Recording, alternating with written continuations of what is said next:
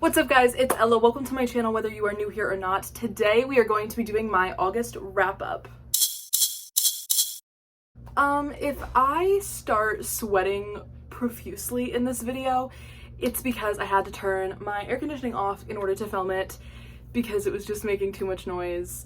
I tried to film it with, didn't work, so if my glasses steam up and I start sweating a lot, please just ignore it.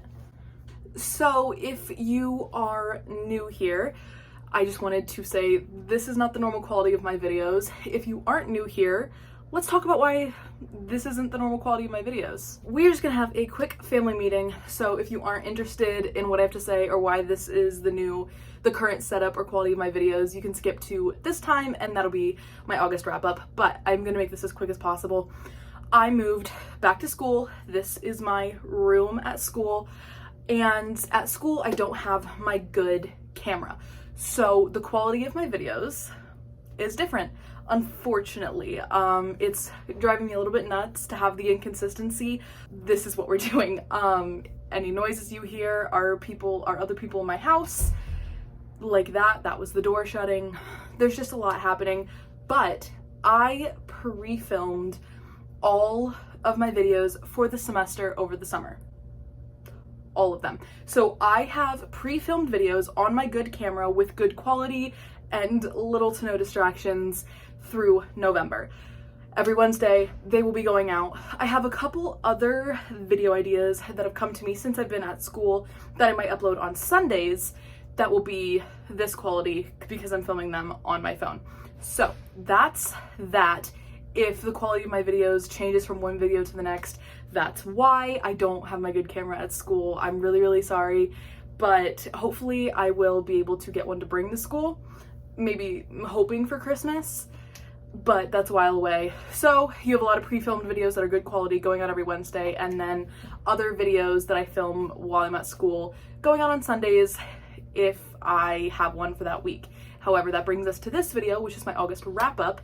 Obviously, I can't pre-film my wrap-ups because I don't know what I'm going to read that month, and I don't know how I'm going to feel about what I'm going to read that month. So the wrap-ups for the rest of the year will be this quality. I'm really sorry. I hope that doesn't bother you because I know that wrap-ups are a lot of people's favorite videos to watch, mine too. So I really hope that this doesn't bother you too much. Also for this video, I have all of the books. I have all the books at my house, like like home house.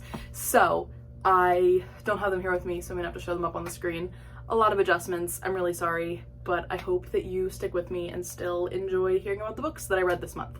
So, family meeting over, here's my wrap up. I read 12 books this month, which is the most books that I have read in a really long time, and I'm really excited about it. I feel really good about it, and they ranged, I have a 1-star, and then I have a lot of five stars on here. More 5 stars than I've had on any month on this channel. So let's get into it. The first book I read this month, I actually have a reading vlog for, and that is From Blood and Ash by Jennifer L. Armentrout. This is a fantasy romance novel about a girl named Poppy who holds a very specific position in her kingdom that she was actually born into it. She didn't really get to pick to hold this position. And it's her romance with Hawk, who is her bodyguard. So it's a bodyguard romance. It's very long, but I'm not going to talk about this one too in depth because I do have a whole reading vlog on it that I will link in the description. So if you want to hear my extended thoughts on that, go watch that one. But for now, all I'll say is I gave it 4.5 stars. Absolutely loved it. It was amazing. I can't wait to finish the series. There was a door. The next book I read was one that I had on my physical TBR for a really long time, and that's You Deserve Each Other by Sarah Hogle. I gave this book 2 stars, which I know is a little bit of a controversial opinion because I know a lot of people absolutely love that book, and I'm not one of them. Pretend you didn't see laundry back there that I just moved, okay? I didn't like this book. Quite frankly, I didn't like either of the characters. I didn't really understand why they were still together. Like, I liked, I guess, watching them fall back in love, but quite frankly, like, I'm not a huge second chance romance person, so I'll put that out there right now. Maybe if you are a second chance romance person, this book will do it for you. It did nothing for me. It did absolutely nothing for me. I wasn't impressed, and I gave it 2 stars because it was funny at parts. But Chandler Ainsley said that like she went into this book reading it a little bit like a thriller, and I can see that. I can see like they just could not stand each other. I didn't see why they should be together, and I actually really liked him, and I think he could do a lot better. And it was all just like cleared up with such easy communication. Like he was like, this is what, like they had a certain interaction, and he's like, this is what I wanted our relationship to be the whole time. It's like, okay, why didn't you say that? I didn't like this book. I know a lot of people really do like this book. It's a lot of people, it's like one of people's comfort reads, not one of mine. I didn't enjoy it, and I was very disappointed that I didn't enjoy it because, like I said, a lot of people who I share like favorite books with, this is one of their favorites, so I was really confused. I think I actually only read 11 books this month. I think I changed a rating on a different book, and it updated on my Goodreads, and then I was just counting, so I only read 11 books. Sorry. The next book that I read is Almond by Son Hwan Pyong. This book it's a Korean book about a boy who has something's wrong with a certain part of his brain. It's the part of your brain that impacts your emotions. So he has an inability to feel sad, angry, or scared. So this story is like a coming of age story about his different brain and how that affected him. And then at a certain point in the book, there is a brutal act of violence, and he has to kind of cope with this massive change in his life. And there's people that were really big parts in his life that are now not in his life, and he has to cope with that. It's him making like friends, but are they the best friends he could possibly make? Like, are they good for him? So really good book. I gave it 4 stars. It made me cry. It like pulled at my heartstrings, but it was really short, and I feel like it could have been a little bit longer. And if it was a little bit longer, there would have been things like I felt like there was a little bit missing. So I gave it a 4 stars. But if you are looking for a literary fiction book, like just plain fiction, strongly recommend. I really enjoyed this book, and I don't know why more people don't talk about it. I just kind of picked it up because I liked the cover, and I was very pleasantly surprised. I really enjoyed this book. Then we read The Godparent Trap. This book, okay, I gave this book 1 star. Okay, let's talk about it. This book is called The Godparent Trap by Rachel Van Dyke. This book is very similar. There's a movie, and it has like Katherine Heigl and Josh Duhamel, and it has the exact same plot as this book, but it was done a lot better in my personal opinion because I really liked that movie and I really didn't like this book. This book is about these 2 people, like a girl and a guy, and her best friend was his sister, and the sister / best friend and her husband died like really tragically, leaving behind these 2 kids, and left the 2 kids to their best friend and his sister, or no, and her brother. So like it's like an uncle and like a best friend raising these 2 kids, but the uncle and the best friend hate each other for reasons that I didn't understand at all. I didn't understand why they liked each other. Also, but like that's not even the worst part was their interaction. This writing, no 2 people have ever spoken like this outside of a Disney Channel original movie. Like outside of a DCOM, nobody has ever spoken like this. They talk like millennials think like cool people talk. They like it just wasn't. It was giving nothing. I really was very disappointed in this book because it was on my list of books that I really wanted to read this year. Like it was on the list of books I was really excited for because the plot sounded interesting. It sounded unlike anything I'd ever heard. It was like enemies to lovers, and I was like, okay, could be kind of fun. No, it was not fun. The writing was immature. These characters were immature. They went from like hate to insta love so quickly. Wasn't for me. Will never be for me. I did not enjoy. 1 star. Then we read Indigo Ridge by Devney Perry, which is the first book in the Edens series. If you know me, you know I'm not a series girl. I struggle with reading book series, like especially binge reading book series. I struggle. Now there's only 3 books in the series out. I only read 2 of them this month, but I did read them back to back, which was like kind of a feat for me. So let's talk about them. Indigo Ridge was the first one, and this book was so interesting. This book was about Winslow. She is the new chief of police in this very small town, and in Montana? Yeah, in Quincy, Montana. In the town of Quincy, she is the new chief of police. She's very young to be the chief of police. She has a lot of people that doubt her. And she also is the granddaughter of the mayor, so a lot of people are like, nepotism, but she very much deserves the job. On her first night, she meets this guy who says he doesn't live in town, and he's really, really attractive, and she's like, oh, perfect, like, I'm gonna sleep with this guy. He's just a tourist passing through, like, I'll never see him again. I need a one-night stand before my first night at this big job. Fantastic. Wrong. He is actually the son of, like, the town royalty. He's the oldest Eden boy, and the Edens are a very well-established, very well-known family in this town. They're a very prominent family, and she slept with the oldest son, and that goes over about as well as you would think. Yeah, that goes over about as well as you'd assume. Griffin Eden is, like I said, the oldest of the six Eden siblings. He is grumpy, and he is also one that typically only sleeps with locals. So he was a little bit shocked when he found out that this girl was not, or only sleeps with tourists, sorry, and he was a little bit shocked when he found out that this girl was not a tourist. She was actually the new chief of police for this town.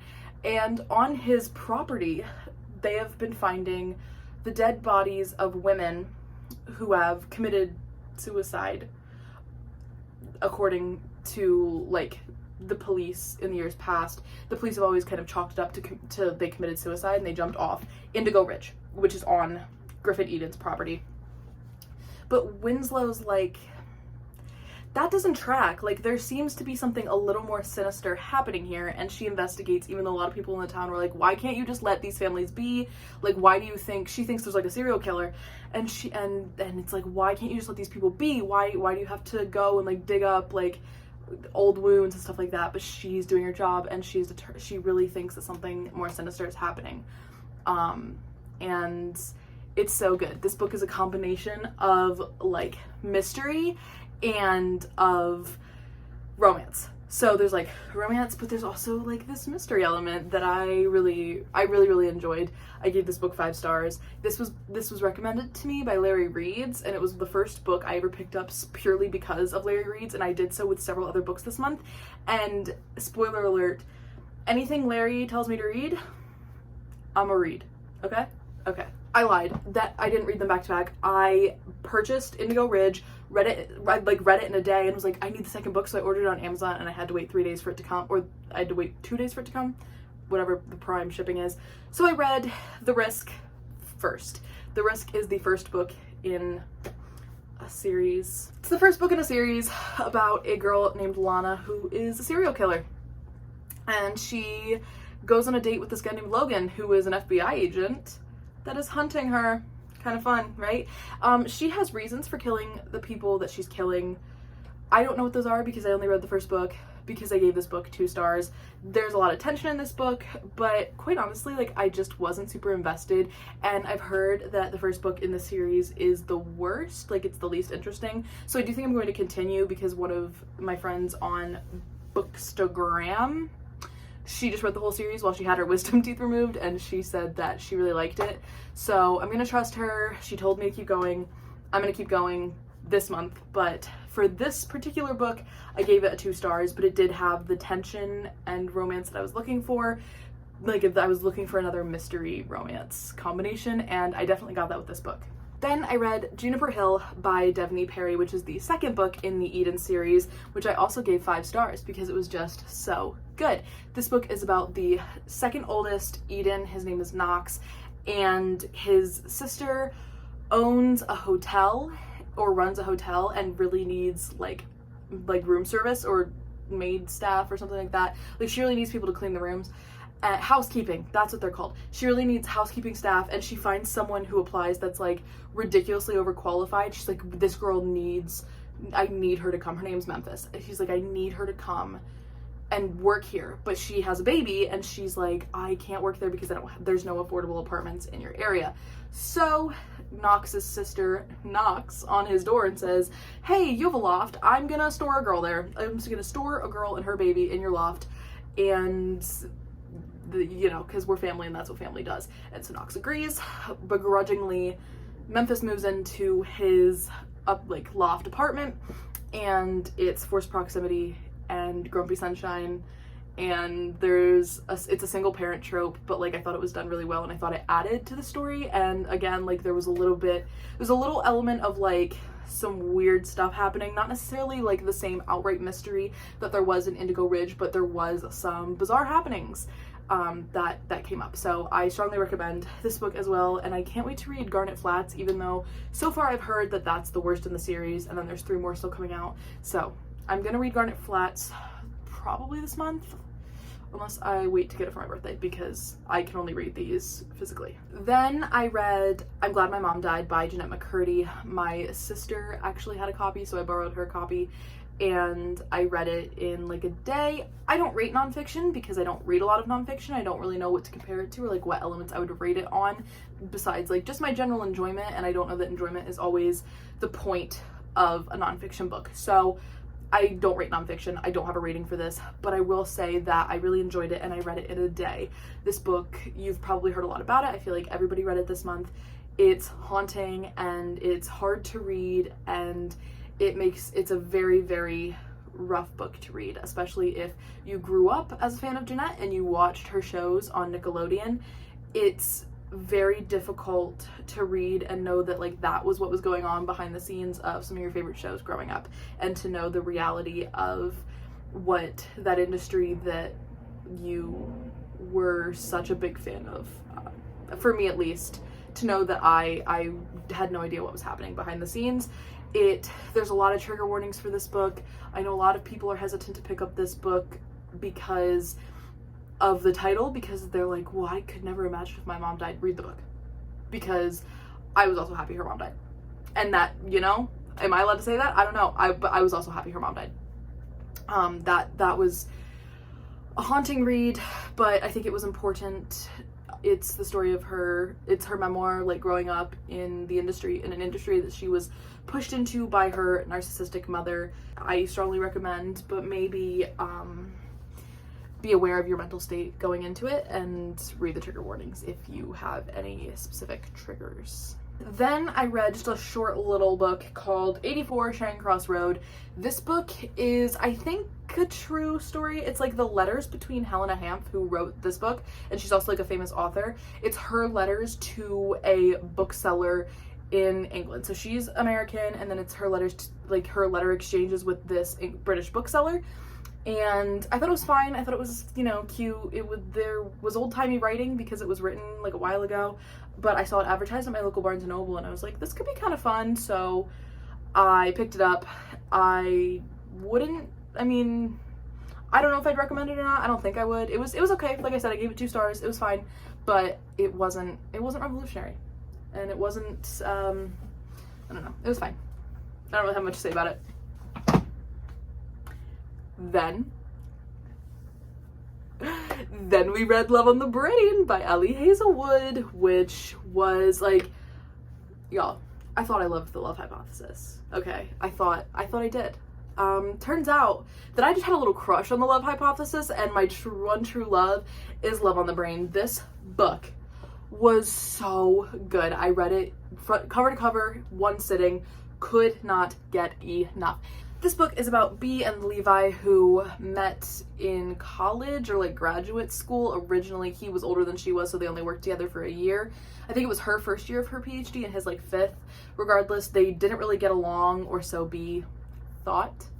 And then one day she applies for a job at NASA to co-run this program to build new helmets for astronauts, and the engineer on the project is, you guessed it, Levi. So Bea was like, ugh, I have to work with this guy from my past who doesn't like me, and he's so grumpy. And it's amazing, and you should be so grateful to get the chance to work with the Levi Ward. Absolutely loved this book. There was a lot of frustrating parts. I have a reading vlog coming out for this because I'm combining it with one other book. Like, I'm reading 2 of my most anticipated reads of the year if you know some book, if you have any idea what books are coming out in the next week or so, you probably know what I'm pairing it with, but that's a whole other thing. So I have a reading vlog coming out for this, so I'm not going to talk too in depth, but know that I gave it 5 stars. There was a lot of frustrating parts to this book, but the way that Levi and B responded so clearly, and so, like, the way they responded was fantastic, and I was just so incredibly thrilled with this book. Allie Hazelwood, anything you write for the rest of your life, I don't care if it's a birthday card, I don't care if it's a grocery list, although I think Emily Henry coined that one with her newsletter, but I don't care, okay? I don't care if it's a description for IKEA furniture. If you write it, I'm gonna read it, because that thing was, that book was phenomenal. Your novellas, phenomenal. The Love Hypothesis, phenomenal. Allie Hazelwood, I love you for the rest of my life. Anything you read, I'm yours. The next and final book that I read this month was Flawless by Elsie Silver. This was also a recommendation from Larry Reads, and boy, am I glad it was.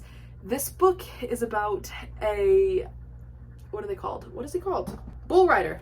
He's called a bull rider. It's a bull rider named Rhett. I almost said he rides bulls. Obviously, that's what bull riders do. He makes a statement that's a little controversial because a lot of his sponsors are milk people, like milk companies, and he makes a statement that he doesn't like milk, and he gets in a lot of trouble for that, and then he punches a guy when he gets in more trouble for that. So he gets himself in a little bit of trouble and needs a babysitter / PR agent.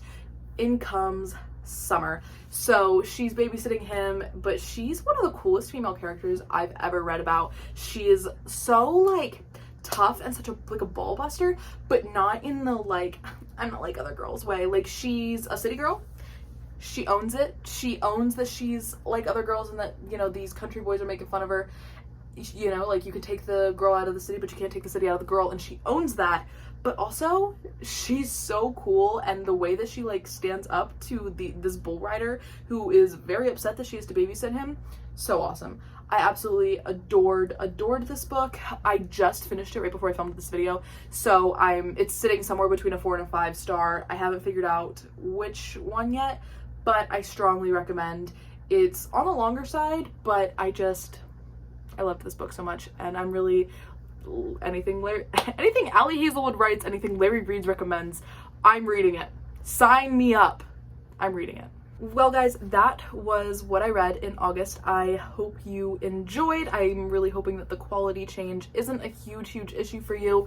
If it is, I'm deeply sorry, but you made it this far, so props to you. Please make sure to like, comment, and subscribe if you feel so inclined, and I will see you guys when I see you. Bye, guys.